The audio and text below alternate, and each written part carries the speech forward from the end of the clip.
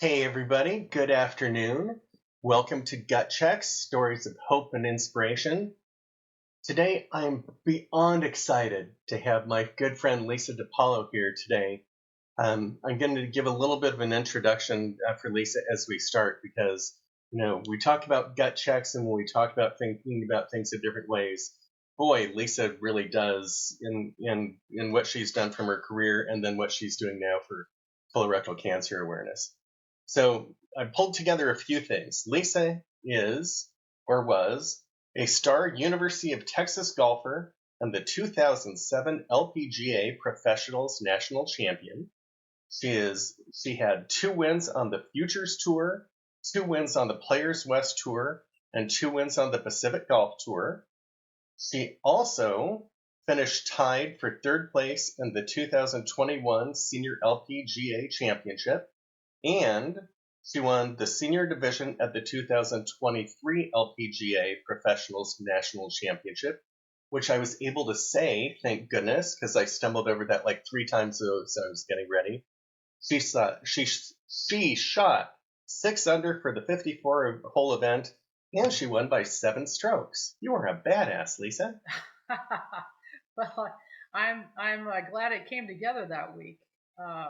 It was, I had played that course in 2004 on tour and had missed the cut, and I not just barely missed the cut, but I shot like 84 or something the first day, and I was so upset and distraught because golf was so important to me at the time. My life has changed so much now, but your perspective, how it changes.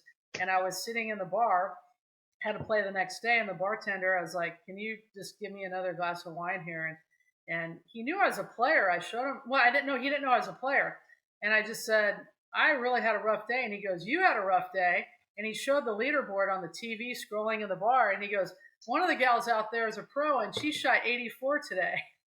And I hold up my money clip, and I go, "That was me. Can you just keep this glass full?" And so he gave me some more wine, and I went out the next day and somehow shot 70.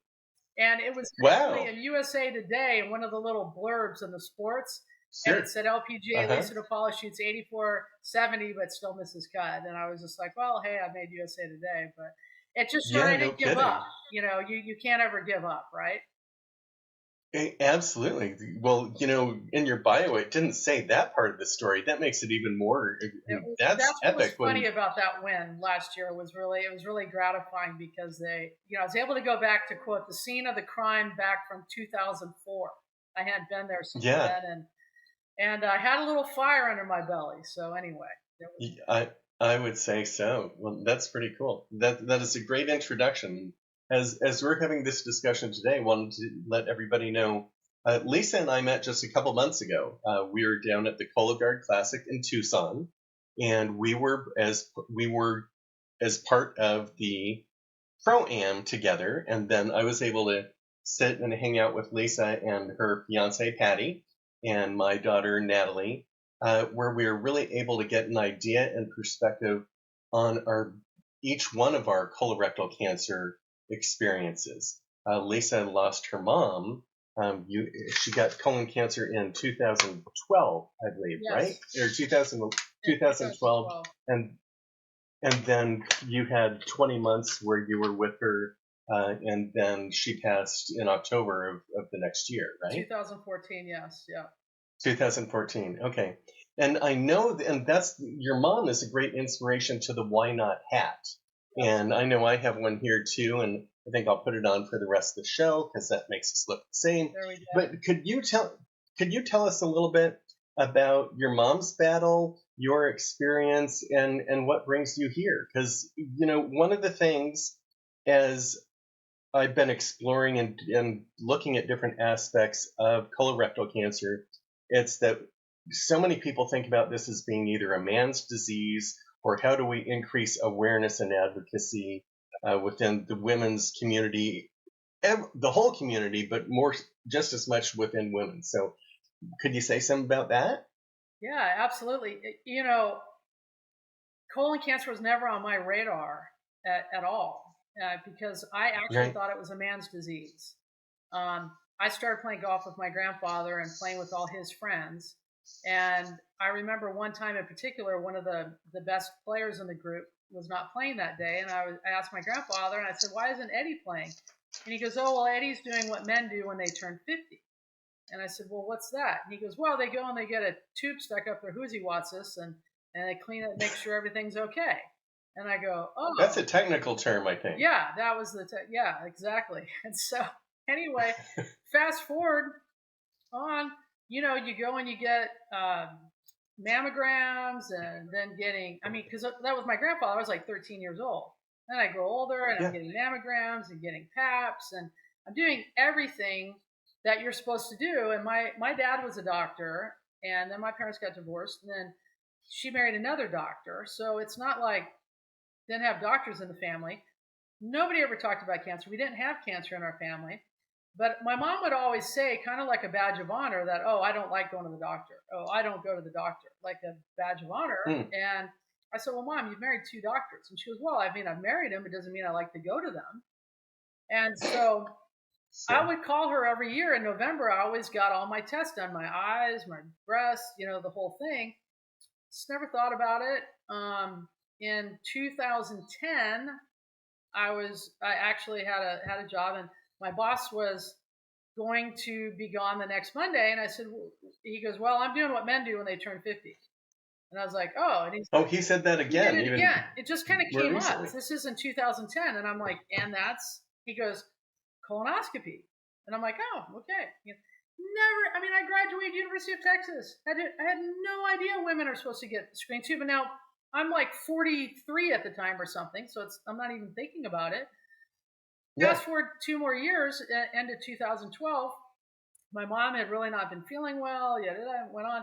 And she had taken a fall that May in 2012 in the garden and claimed that she cracked her tailbone. And so this is why she's having a, quote, pain in the ass, and she's telling me. Well, when I'm out there in November, I'm not her smartest kid or whatever, but I'm like, a broken tailbone in May, and it's still bothering you. And then she's trying to draw a diagram for me and tell me how this particular kind of break, it's why it's so painful, and trying to find the right kind of pain medication to help this pain, because there's broken bone pain medication and nerve pain medication, all this stuff, whatever. And what was going on is my stepdad, who was a doctor, was writing my mom pain pill prescriptions instead of sending her to a doctor. And so she just let this pain go on and on. And so finally, this one night in early December, she's writhing in pain. He was also alcoholic, so he's drunk upstairs in the room. And she won't let me take her to the doctor. And finally, the next morning, she goes, you know what? I think you need to take me to emergency. I'm in so much pain. I was like, wow, you must really be. Wow. This is crazy. So I take her to emergency, and we go in there and had to wait like 5 hours. I had to leave. Right, because all she's explaining is that she's got pain, right? She's saying that she's got a cracked tailbone, and because she's a doctor's wife, so you know how smart they are, and so she knows all this stuff. She's telling the doctor. Anyway, I had to leave. I was pretty sure it was a cracked tailbone because my mom told me that. Right. And I had to take off to go to Palm Springs to this thing, and my niece took over watching my mom in the hospital. And I'm like halfway to Palm Springs, and I get a text that says, Grammy's got a tumor in her colon. And I'm like, what in the heck does that mean? And I sent it to my friend Sherry Steinhauer, who you met. And I go, what is this? And she's like, well, let me Google it and find out or whatever. And so I get to the place. And anyway, Sherry's like, you need to leave this meeting you're at and come back to Phoenix. It's very important. Your mom is sicker than you think, but we don't know for sure. She didn't want to freak me out. And she just said that, I needed to get back to the hospital. And so I did. And I go in there, and the doctor came out, and the doctor just happened to be there in the room when I walked in, and just said, your mom's got colon cancer. I said, no cracked tailbone. And she's like, no cracked tailbone. And I go, what does this mean? And then they just go, she might have 6 months to live. It's stage 4. It's inoperable. Wow. and she was so weak, and it was just anyway. So it took a while for her to decide to. I mean, a month after that, her husband committed suicide because he was felt so bad about, I guess, just giving her pain medication all the time, and it was terrible. And anyway, so she decided she didn't want to do chemo, but then a pain doctor talked her into it and said, your tumor is so big that you need to do chemo because it'll shrink the tumor and it will help your pain. He goes, because if you think the pain that you have now is bad, it's only going to get worse. And she's thinking, oh my God, it can't get worse, Wow. So anyway, fortunately she started chemo, and they had always told her it'd be inoperable. So fast forward 25 rounds of chemo, and I moved her to Austin from Phoenix, and she had a PET scan, and they said she was doing wonderful. And the doctor's like, we can go in there and do surgery. And she's like, really? She was stronger. Look at every round of chemo she had. She looked stronger and prettier and healthier. And they go, we can go in there and get this tumor out. And she said, okay, and I won't have to be on chemo anymore. And they said, nope, that you probably won't have to. Because the tumor's gone. Right. Okay, sure. And so, they're like, you could die during the surgery, or it'll work, but this is what's going to go on. And so mom thought about it, and she goes, you know what? Why not? I want to do this surgery. And I might die on the table, but I don't know if I want to keep living like this.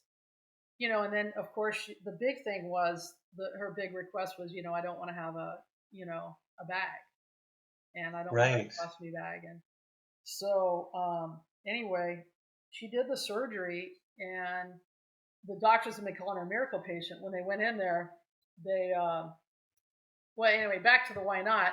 We ended up having a party the week before her surgery. She was living at a life care place, and I was kind of living with her too. And we had a party, and we gave wristbands out that had why not on it. And she had told the bartender, anybody who wants drinks, it's on the De Paulo's. And we had a cake that said why not. And then all the people started saying, well, what does why not mean? What does why not mean?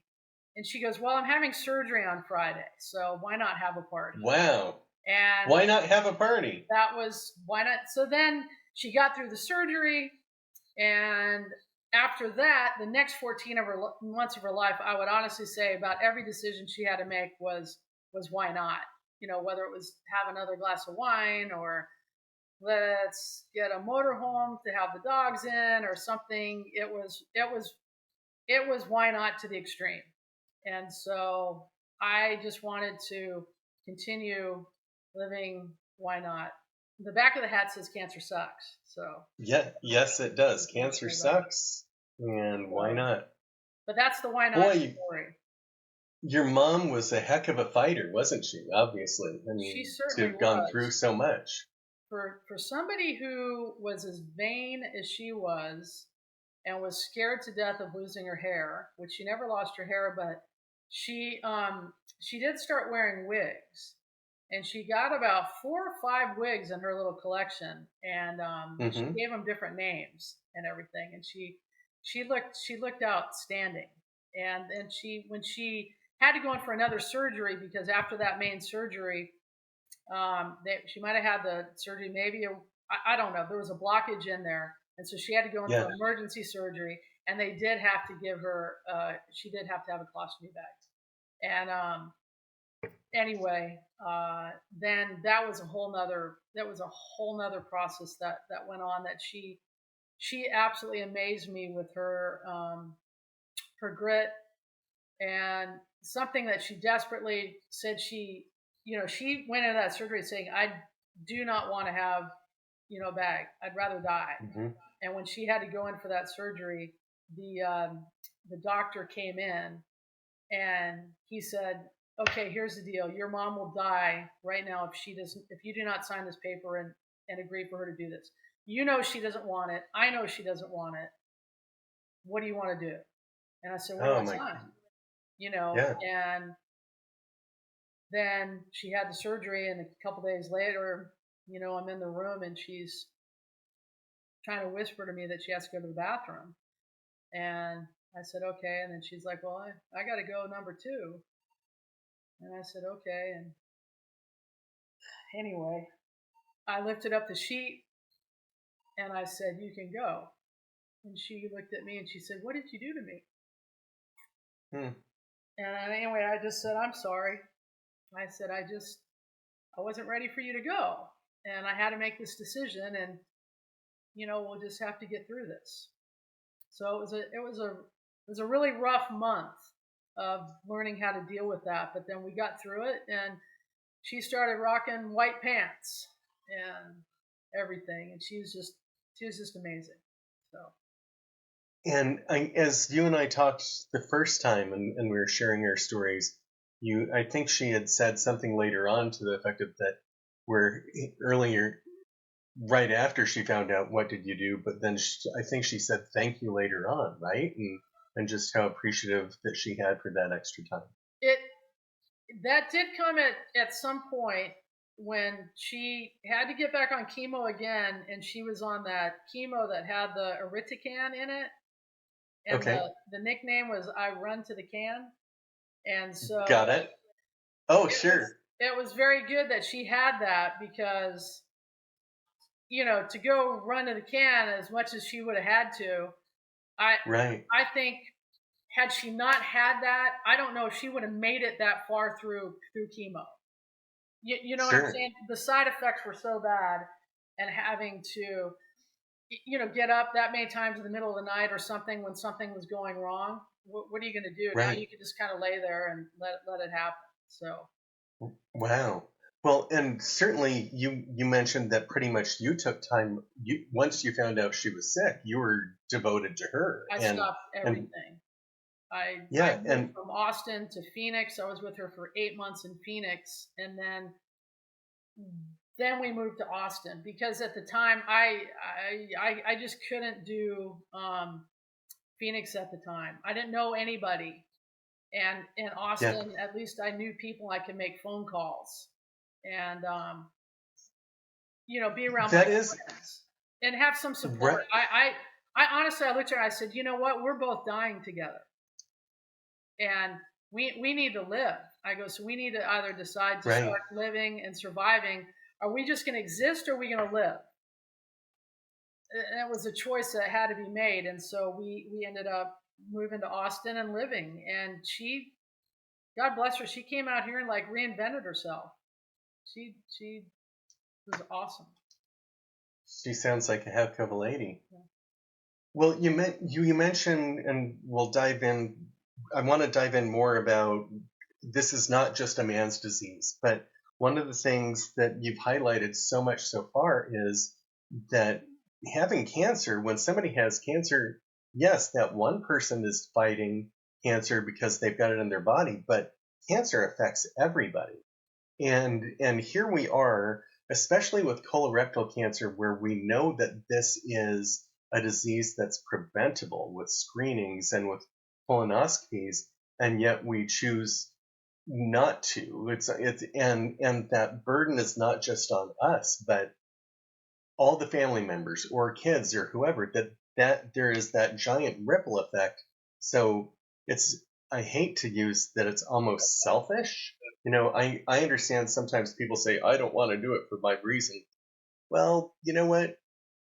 Get past that for you, but also be thinking about those who are caring for you too. It just seems so obvious to me. Oh. So that's more my statement than anything, but it just seems so. I just recognize how hard it is on families too. And I know how much it impacted my family when I was going through treatment, because it's incredibly hard.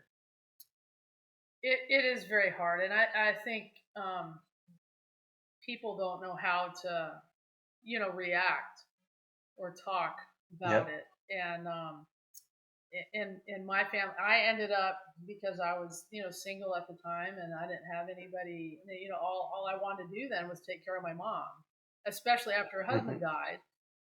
What was I going to do? Leave her and go back to, my work and my sales, or, what I was doing. I wanted to take care of her and help her. As long as she was ready to fight, I said, I'm with you. And so, I mean, the day that Good. when we knew that she found out her husband died, she said, well, maybe I should not, put off the treatment. Maybe I should whatever. And I said, why? I said, his ship just sank to the bottom of the ocean. I said, we got a dinghy. Let's start paddling Right. and going. And so that's where we really started our journey together. And I just said, I'm not leaving your side. Let's do this. And I thought she'd be around a lot longer, but maybe if I know she would be here today if she had gotten screened. And you and I Right. talked about that. I mean, if she had gotten screened or something, and that's why I'm passionate about learning all the different ways to get screened. Whether it's a Cologuard or whether it's a blood test or whatever's going to be coming out in the future, AI stuff happening, whatever. But there's not very many cancers that give you a heads up. You've got the PSA, and you've got colon and prostate cancer. Other than that, you get this shock. You feel a lump or something, or something's going on, and then they'd say, "Oh, you've got this." But at least if you can get tested, why not? Why not get screened? I mean, I don't understand the answer for that. That's No, it does seem so obvious, and we brought up a couple different times that this is not just a man's disease. That colorectal cancer is now the number 2 leading cause of death for for women who are colorectal cancer patients, and I mean that's a lot of people. I mean, and for us to just say, "Oh, it's a man's disease," I think people just kind of forget about that sometimes. That colorectal cancer really affects everybody. It's not choosing sexes, right? It's going after everybody. Well, and my thing was if I didn't know about it, and how many people out there have no idea and they don't even think about it. I mean, Right. It's really frustrating. Then people need to be talking about it as much as getting breast exams and getting men getting their PSA checked and hopefully the age will keep going down a little bit because it's there's young people getting this, and that's what's really sad because they really have no clue. Right, and I'm a prime example of that. I was 43 and I had symptoms going probably for 5+ years. Yeah. I talked with doctors even about those symptoms, and they were ignored because people didn't really think about it, and in part because people still don't like talking about poop, right? I mean, although you and I have gotten pretty used to talking about it back and forth, but that is one of the things of just, there's that fear factor. And then there's also kind of how people are dealing with the procedure, and they're like, oh my gosh, this is so horrible. And you and I have talked some about different experiences of way back in the day, 10+ years ago, where they'd give you that 3-gallon bucket and you'd have to fill it all the way up. And it was this horrible, horrible, horrible tasting stuff, and you had to down it all. And now there are just so many different, easier solutions to make it happen, right? And so Right. I think you were saying something recently about maybe you took the pills and it was a much better way to go. Or I might be mixing up memories. No, I did take the pills, and the hard thing, I mean, the liquid one I had done 3 times before, and I poured that country thyme or whatever stuff you pour in it to make it taste better. So I was able to get through that. But I mean, I set my timer. It was like every 15 minutes. I'd set a timer and I'd drink it through a straw so it could go straight back into my throat and get it over with. And then it was like this World War II explosion going off in your belly. And then you got it all done. And let's say you're done at 9 or 10 o'clock. You're cleaned out. I mean, you're done. Right. You go to sleep. You wake up the next day and you have it done. The procedure. I actually thought that was okay. The pills, this time it was taking a pill every 5 minutes. So I set the timer. Wow. So take a pill every 5 minutes for an hour and drink this water with it. And then you kind of have a little minor earthquake in your body. Not too bad. Just kind of, And it's like, well, when's this ever going to really get going?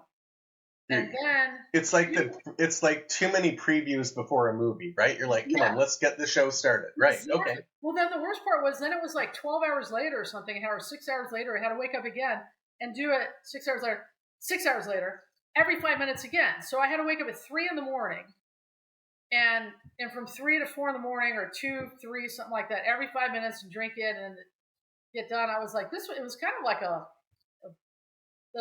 instead of just ripping the Band-Aid off, it was like this slow okay, pull. sure. And it depends who likes it. Some people like to just rip the Band-Aid off, and then other people like the slow pull. But sure. I personally, I don't know what I would do again. I'd have to think about it. I've got a little more than 2 years to think about it, because I just had mine done on April 1st, April Fool's Day.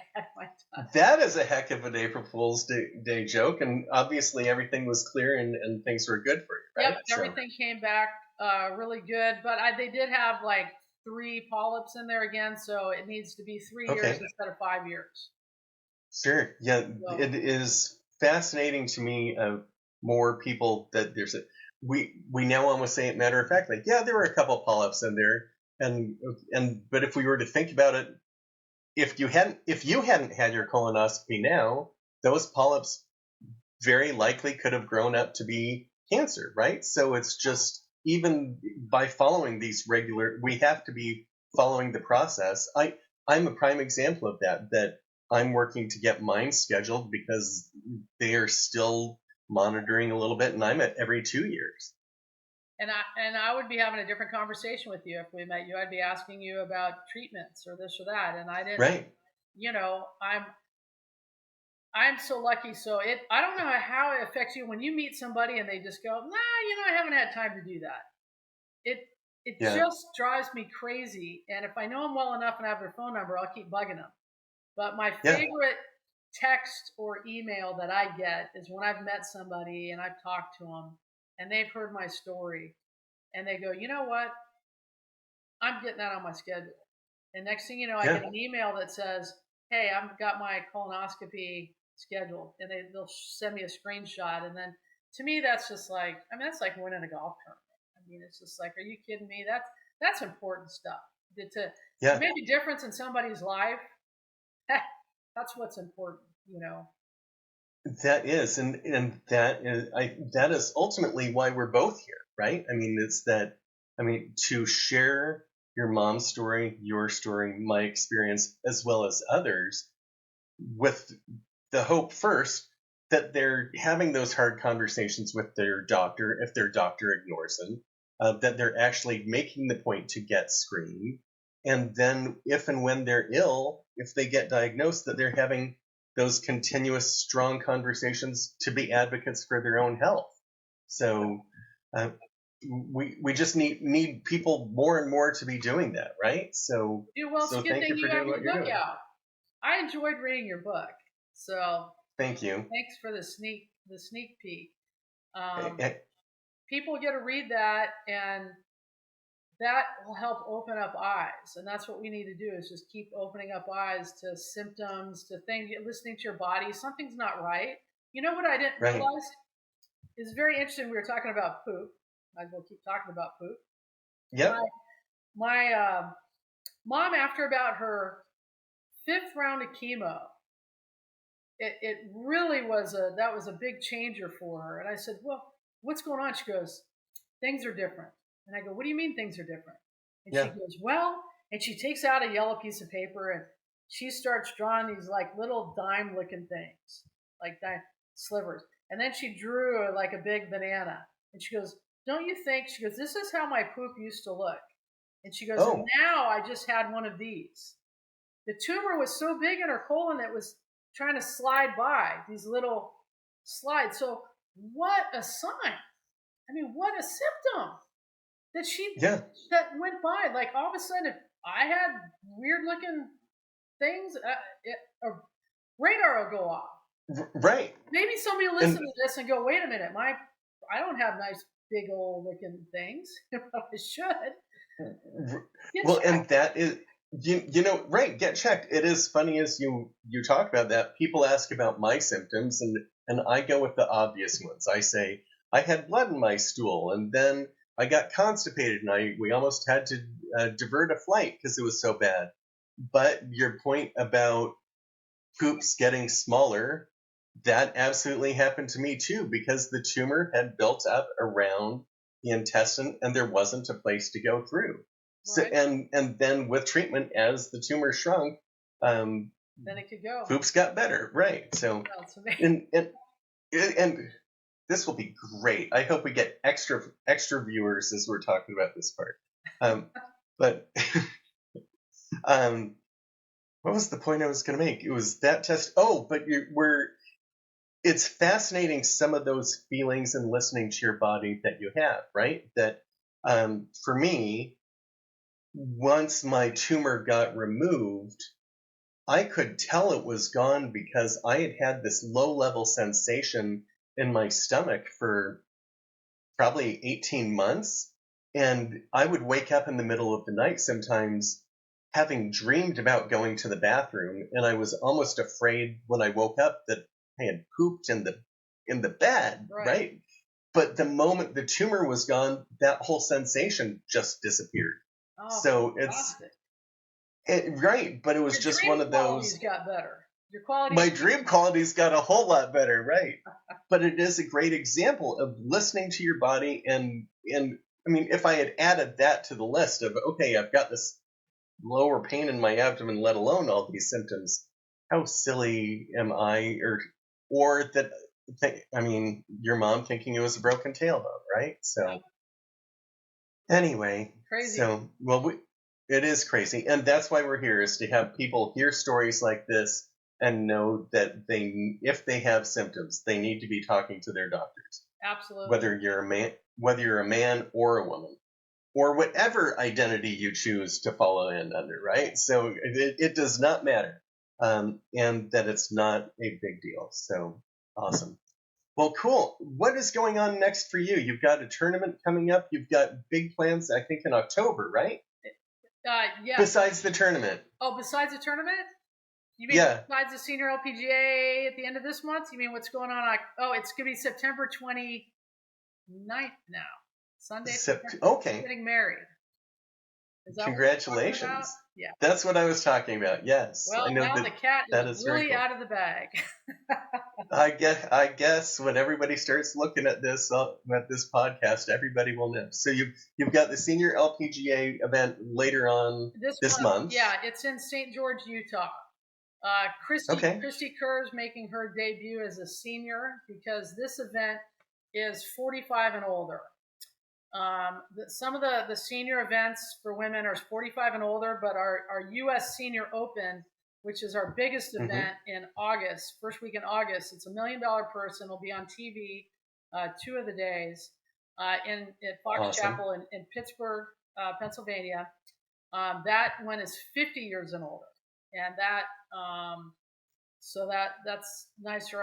I'd rather the age be 50 in all of them, but some of them 45. Sure. That's the way it is. But Christy Kerr's playing, and Annika won it a couple years ago, and no, she didn't. No, she won the Senior Open a couple years ago.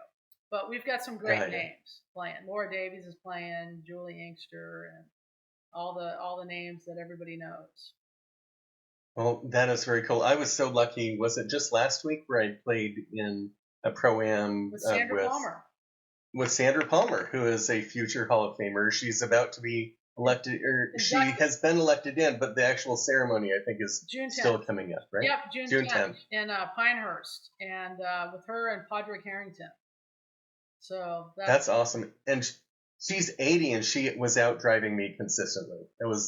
Granted, my drives aren't great, but she hit the ball awesome. She's something else. To be that small and hit it that far, I mean, and she's a Texas jewel. She is, for sure. Well, you're a Texas jewel too, Lisa. Thanks, Paul. I really enjoyed getting to know you, and I want us to do more stuff together and spread the word.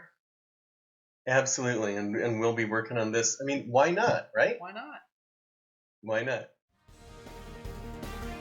Thank you for joining us today. I hope you found some inspiration on the power of perseverance while finding and clinging to the joy in life.